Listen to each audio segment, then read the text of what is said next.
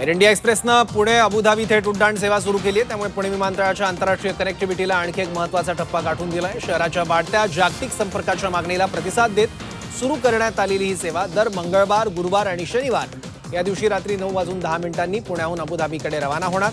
या नव्या मार्गामुळे हजारो नागरिकांना मोठा दिलासा मिळणार आहे।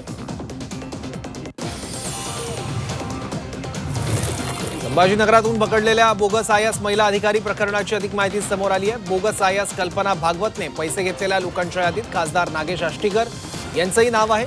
या महिलेने आष्टीकरांकडून 1,45,000 रुपये उकळले आहेत। त्यांच्या पुतण्याच्या माध्यमातून वेगवेगळी कारणं सांगून हे पैसे घेतल्याचं तपासात पुढे आलं आहे। तसंच गेल्या काही दिवसांपासून एनआयए कडून या महिलेची चौकशी केली जाते आहे।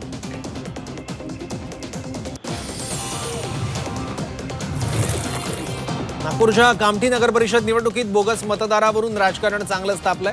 भरारी पथकाने सुनील अग्रवाल यांच्या फार्म हाऊसवर धाड टाकली आहे। या धाडीत 50,000 रुपये, दारूच्या बाटल्या आणि शाई मिटवण्याचं द्रव्य सापडल्याची माहिती आहे। सुनील अग्रवाल हे भाजपचे कामठी नगर परिषदेतील नगराध्यक्ष पदाचे उमेदवार अजय अग्रवाल यांचे नातेवाईक असल्याची चर्चा आहे। या कारवाईत 12 जणांना ताब्यात घेण्यात आलं।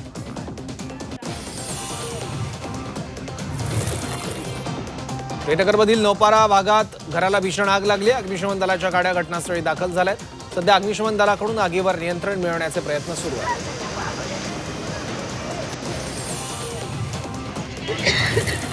नाशिकच्या तपोवनातील वृक्षतोडीला होणारा विरोध दिवसागणिक वाढतोय। तपोवन परिसरात दररोज वेगवेगळ्या सामाजिक संघटना संस्था एकत्र येत आंदोलन करतायत। आता या आंदोलनात शाळकरी मुलं देखील सहभागी झाली आहेत। तपोवनातील या वृक्षतोडीला विरोध करण्यासाठी काही शाळकरी मुलांनी हातात वृक्षतोडी विरोधाचे पोस्टर घेऊन आपला विरोध दर्शवलाय।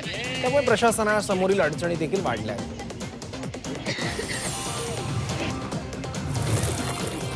डॉक्टर बाबासाहेब आंबेडकरांचा 6 डिसेंबरला महापरिनिर्वाण दिन आहे। त्यासाठी देशभरातून बाबासाहेबांना अभिवादन करण्यासाठी लाखो अनुयायी मुंबईच्या दादर इथल्या चैत्यभूमी इथे येतात। या अनुयायांच्या वाहनांचा टोल माफ करावा अशी मागणी काँग्रेस खासदार वर्षा गायकवाडांनी केली आहे। यासाठी गायकवाडांनी आज केंद्रीय मंत्री नितीन गडकरींची भेट घेऊन टोल माफीचं निवेदन दिलं।